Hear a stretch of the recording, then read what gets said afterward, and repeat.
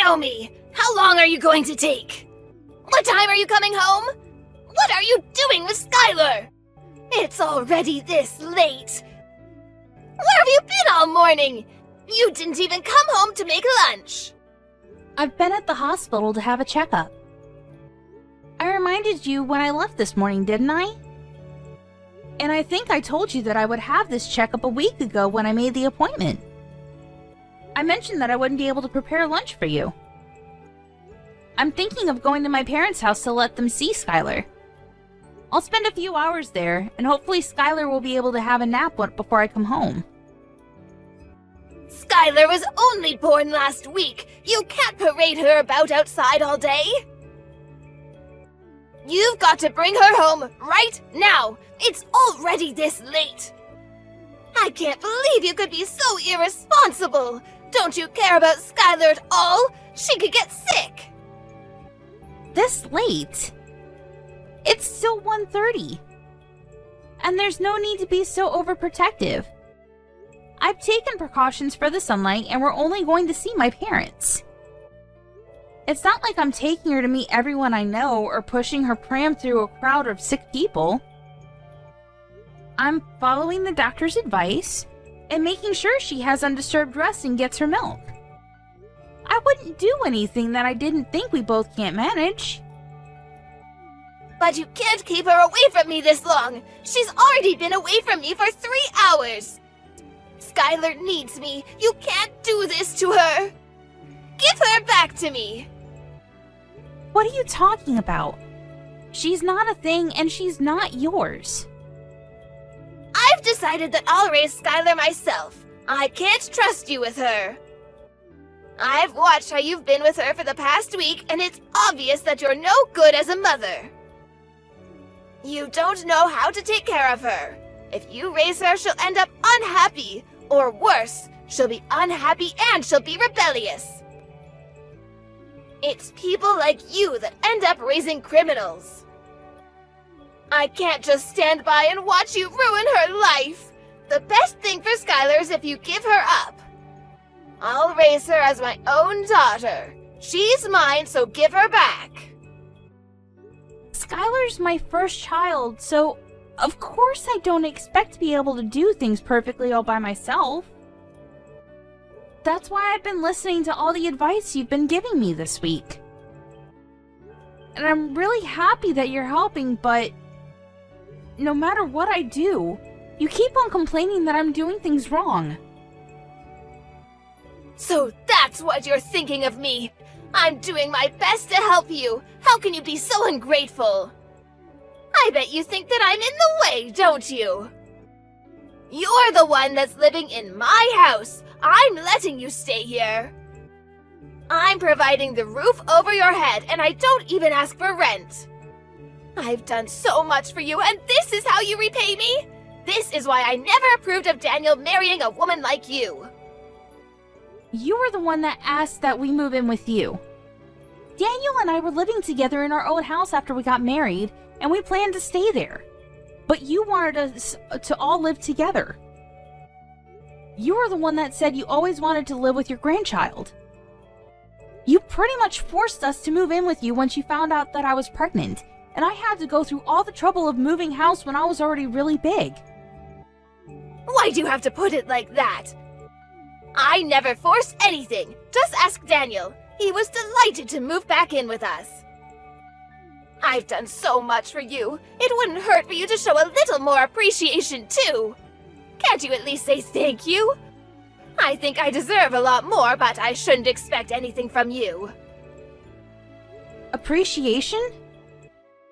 I had a lot more of that when I first met you. But ever since I married your son, and you started to show your true colors, it's become a lot more difficult. Especially after we moved in together. And you wouldn't stop making hurtful comments about the way I did chores and the way I prepared dinner. The stress and fatigue just piled up, and I couldn't please you no matter what I did. I didn't know you could get any ruder. When have I ever made hurtful comments about anything you've ever done? If I've made comments, it's just because I'm giving you advice as your senior in life. If you think I've been hurtful, it's because you're trying to make me out as the bad person in this story. I'm an adult too. I understand the difference between advice and sarcastic, backhanded comments. And it's not just those comments. You don't like the food I make, even though I've done my best to follow your recipes. And if you really don't like my cooking, then you could always make your own. But you insist on having me prepare your serving too. And sometimes you throw it all away, right in front of me. It's not just insulting, it's wasteful. Did you really think that I could just brush that off as advice? I don't understand how you could do something so mean just for the sake of showing me you don't like my cooking. I threw it away because it didn't taste good. What's the problem? Did you really think that it was good enough to serve to Daniel and my husband? Nobody would want to eat something disgusting like that, so I saved them the trouble. I just did what they would have wanted to do anyway. If anything, you should be thanking me for not letting them eat something as horrible as that slop you call food. That's what I'm talking about. In the past few months we've spent living together, you've never eaten my food without making a face, a comment, or throwing it away. On top of that, you were making me do all of the housework right up until the birth. I couldn't have a moment's rest while you were around, even though my back hurt and my feet hurt and I was so tired. Even when my contractions started and I was begging you to call for an ambulance because Daniel was out, you wouldn't call and told me that I was overreacting. I couldn't even get to the phone myself. I thought I was going to give birth right where I was. It wasn't until Robert passed by my room and noticed that my water had broken that I was finally able to go to the hospital. I'm grateful for my father-in-law's care and consideration. But if you want me to be grateful for you, then you'll have to do something I can be grateful for first. You shouldn't expect everyone to do everything for you. You could have gone to the hospital by yourself. You're so spoiled. It shows that your parents must have been overly protective of you as a child. No wonder you're so disrespectful towards me. Did you really think that I could drive all the way to the hospital safely when I was getting contractions every 5 minutes? Even after I gave birth, you didn't say anything to me. You didn't ask me how I was doing. Not even a word about how well I had done, even though I was in labor for 15 hours. I was too busy thinking about Skylar. What did you expect? My first and only priority was the baby. So what if you gave birth? It's nothing special. I gave birth too, and you don't see me begging everyone for praise and compliments. I didn't expect you to compliment me. But I think anybody would be happy to hear something from family. And anything would have done. And I'd like to remind you that I was only discharged from the hospital a week ago. I've been waking up over and over in the middle of the night to feed Skylar. I haven't had any sleep at all this past week. I'm still trying to get used to a lot of new things, a lot of new emotions, and a new sleep routine. And I'm literally all over the place. But you're still making me do all the housework. I thought you said that it would be better for us all to live together because you'd be able to help out with the baby. But you haven't been doing anything. Even though Daniel and his dad say that I don't have to do anything, to rest when I can and not to push myself too hard, I have to do everything while they're at work because you won't do anything. Oh, you really are spoiled. You are the one that married my son, not the other way around. What's the point in having you here if you're not going to do the chores? You can't seriously think that you can spend your days just laying around doing nothing. You're being childish if you think that's how things work just because you've moved in with us. I'm here to be with Skylar, not with you. And you shouldn't expect everyone to be nice and kind to you just because you've given birth. So what? That doesn't change anything. You're sorely mistaken if you think you get to slack off just because you've had a baby. The only one we all care about is Skylar.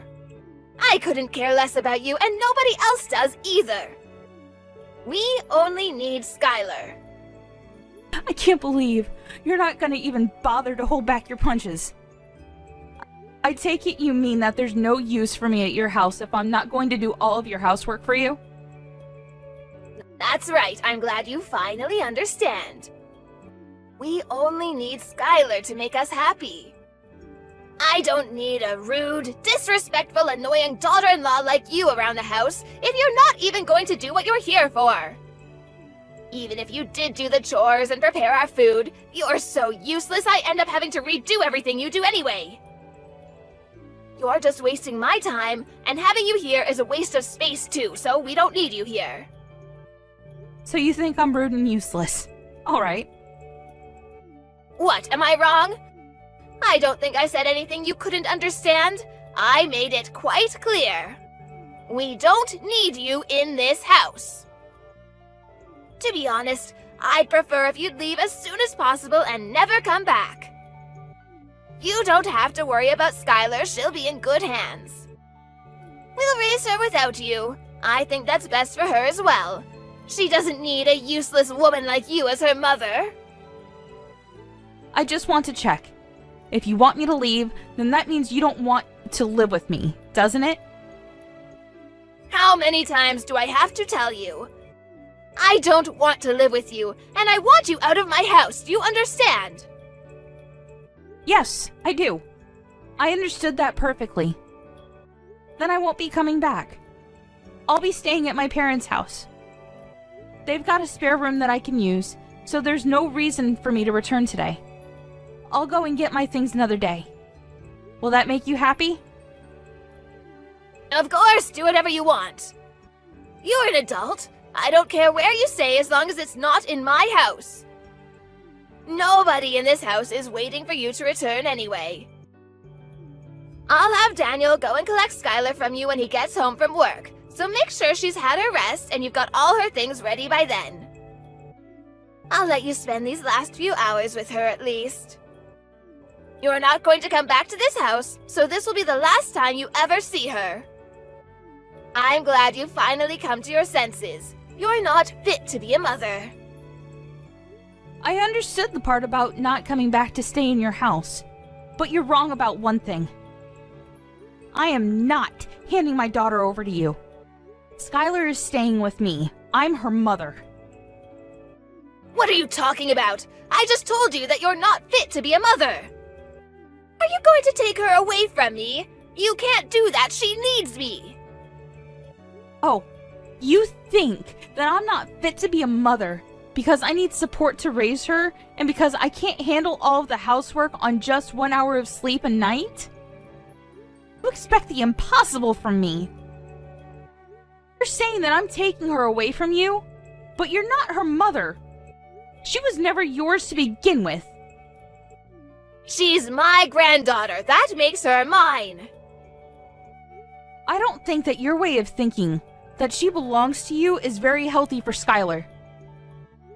I don't think that raising her in an environment where you think that you can treat me however you like is good for her either. Daniel and Robert have both lost their patience with the way you've been treating me. I know that the both of them have done their best to talk with you privately and get you to change your attitude. But it still hasn't changed after months. And if it's only going to get worse now that Skylar's born, I'd rather not live with you either. Your own son and husband have given up on getting you to change your ways, so there's no way I can keep hoping.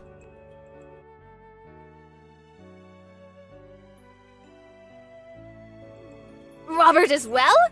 You're lying. I remember him mentioning something about you, but I've forgotten what he said. It didn't seem very important. But I know that they all hate you. Nobody wants you to stay in our house, and we're all happy that you've finally given birth so we can get rid of you and keep Skylar.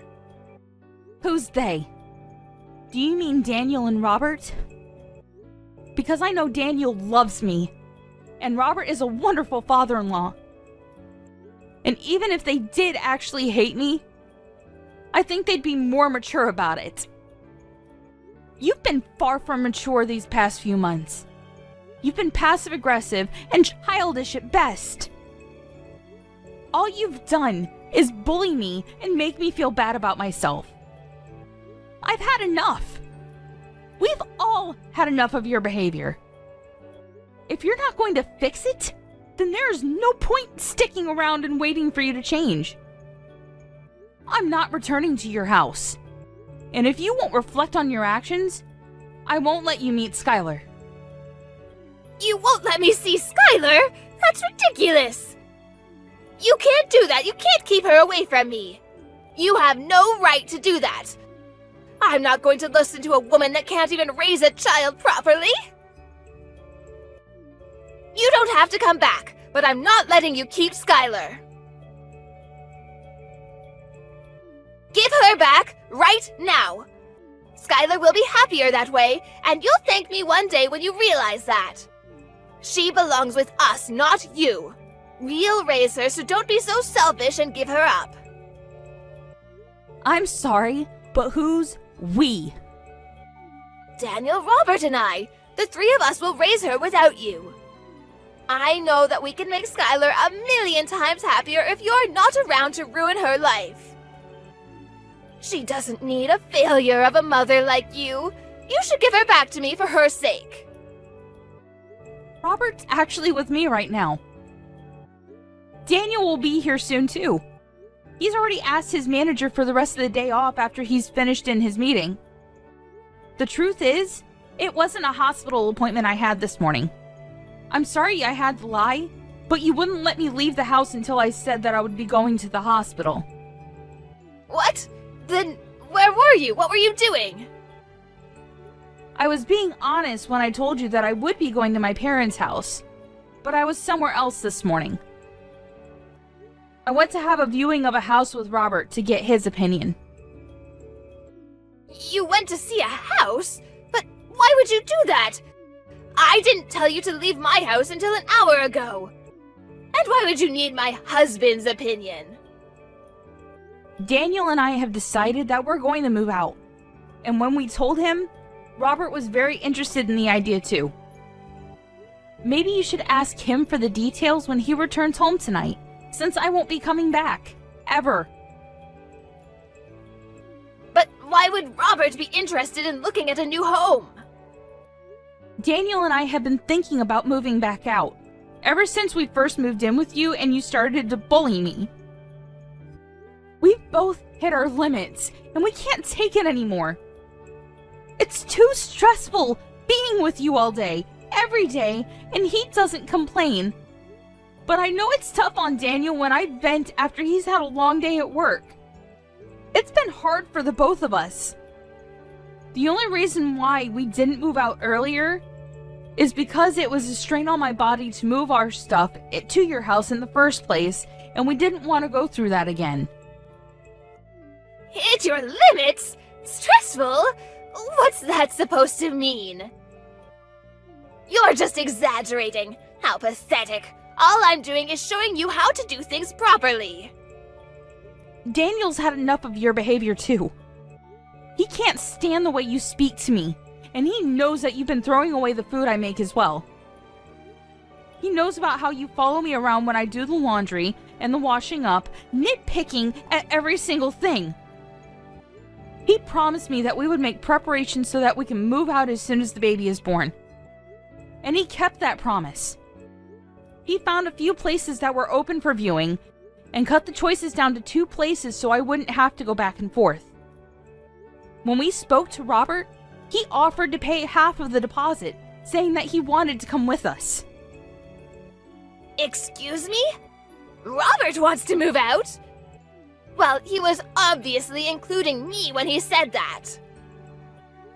He meant that he wanted to move in with us and move away from you. Apparently, he's had enough of your attitude as well. And since you won't change, no matter how many times he's spoken to you, he's decided to leave you.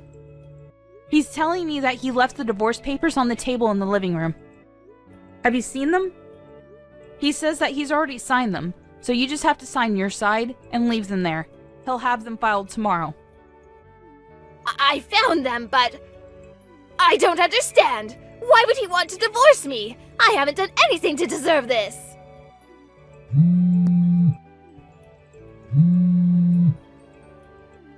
Answer the phone! I want to speak to my husband! He's with you, isn't he? Let me talk to him. I can't trust a word you say.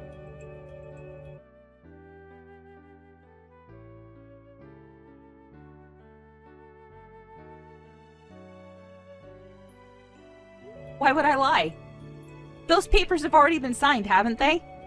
I wouldn't fake his signature just to trick you.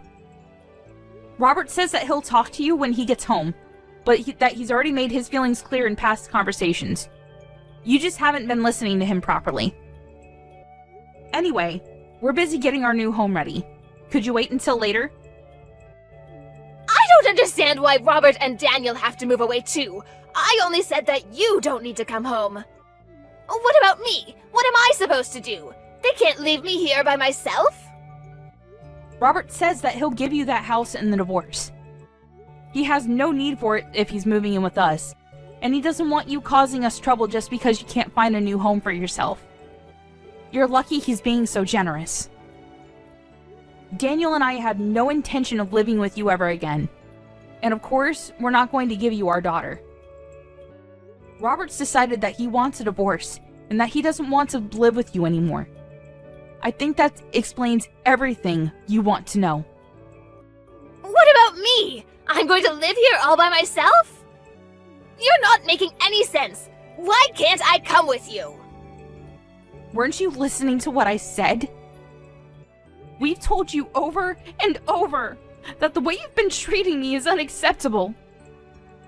We wouldn't have had to do this if you had fixed up your attitude and stopped behaving so immaturely. If you had listened to your own husband's warnings and your son asking you to stop treating me so horribly, we would have never decided to move out. We would still be living with you, and you would still be able to spend time with your loved ones. But unfortunately, you haven't shown any signs of changing or even feeling bad about what you've done. You deny all responsibility, and we've had enough. Because of your selfishness, you'll have to spend the rest of your life all alone. What about Daniel? What does he think? He can't be serious about leaving his own mother all alone. I raised him. He's better than that. He would never abandon me like this. You've tricked him into thinking I'm the bad person and convinced him and my husband to follow you. Have you forgotten that Daniel was the one that was always intervening and defending me from you when we first moved in? He was doing his best to keep himself between you and I when he could, and making sure that I wasn't stuck with you alone when he was at home. But then he had to start a new project at work, and was coming home tired more often, and didn't even have the strength to argue back the things you were saying to me. The stress of work and your treatment of me was accumulating for him too. That's when he promised that he would find us a new place to live. We realized that the best way to deal with the situation was to just put space between us and you, for the sake of our physical and our mental health. You're lying. Daniel would never want to leave me. And Robert can't be serious about getting a divorce. At this age, I'll never be able to get remarried. I'll be alone. Can't he rethink the divorce? I'll do anything. He's not honestly thinking we should get divorced, is he? You'll have to talk to Robert directly about that. Though he says that there's nothing more to say. And we've already chosen a new home that has enough room for the three of us and Skylar. Robert is welcome to live with us, but there's no room here for you. Moreover, Robert's actually put a lot of money into this house for us. He's been very considerate, since Daniel and I had to pay a lot for the hospital bills last week. We don't plan on telling you where our new address is either. But I'll never be able to see Skylar ever again! Are you honestly going to separate us? I'm not going to let you see her. You'll have to show that you can change first. I don't know if you can, but if you want to see her, you'll have to. I don't plan on meeting you until then either. I'm sure you don't care whether you see me again or not, but I just wanted to make it clear that this is what happens when you treat someone as though they're inferior to you. You end up alone. What did I do to deserve this? Why is everyone leaving me behind? You're telling me that I have to spend the rest of my life, my elderly years, all alone? That's too much! You don't have to go this far! I thought I would be able to spend the last 20 years of my life taking care of my grandchild. I wanted to have peace and quiet, and not worry about any of the chores or worry about money. This isn't what I wanted! I was dreaming of my life as a grandmother, but now I'll have to get a job! I have to do everything myself! I won't be able to see my family. That's not fair! Really? I guess you hoped that I would be the one to take care of all the chores and plan to live off your husband's savings and pension. All without lifting a finger yourself. But you ended up breaking that dream with your own hands. You should have been more respectful towards the people around you if you wanted them to love and take care of you. I'm tired of you complaining about every little thing I do. But now, you'll have to do everything yourself, and you won't be able to see your family ever again. That's the price you've paid. You'll have to accept it. Fine, I understand I made a mistake.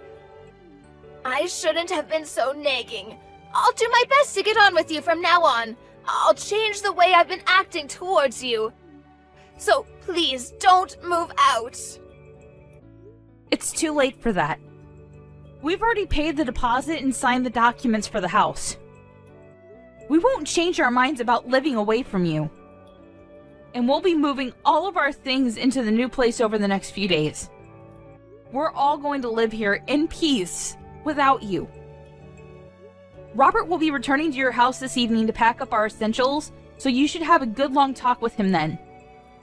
He'll be staying there until all of our things have been moved. But he's quite adamant about having the divorce, so I suggest you forget about talking him out of it, and talk about how you can make an effort to change your behavior. That way, you might have a chance to meet Skylar in the future. Naomi, I'm sorry. Let's all live together. I don't want to be alone. I think we might have gotten off to a bad start, but I'll change. I'll do whatever it takes. I'm sure you'll come to understand why I was so harsh towards you. It was for your sake, but I won't do that anymore. Just let me see Skylar. I find it hard to believe that you'll change when you're still making excuses. You can't even apologize properly. It's too late after all. You can't change. Besides, you were saying yourself that you don't want to live with me, remember? I confirmed over and over, and you said that you wanted me to leave. Well, I don't want to live with you either. I hope you'll enjoy your final years without a rude, useless woman like me in the way.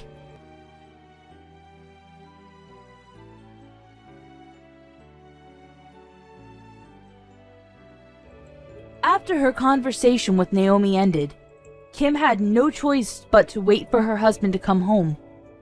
The first thing Robert did when he returned to the house was to tell Kim that he wanted a divorce, and that he wasn't going to change his mind. He checked that she had signed the papers and took them to his lawyer to have them filed. He didn't speak a word to Kim after that, and spent his time packing away all of his things. Anything that had to be dealt with regarding the divorce was done through his lawyer, and he was able to move houses without much fuss. Kim got the house in the divorce, but it was brought to her lawyer's attention that she had spent Robert's savings on several occasions without his permission, and as a result, the amount she received in alimony payments decreased significantly. It wasn't enough for her to keep up the payments for the household bills, so she had to find a job in order to earn some money to pay for other essentials.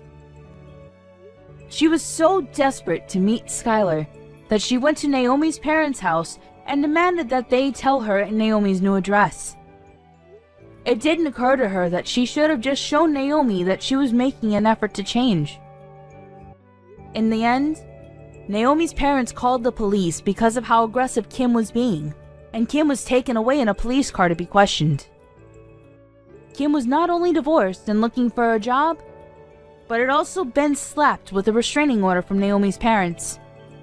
On the other hand, Naomi and Daniel were living happily ever after with their small family and were looking forward to having their next child.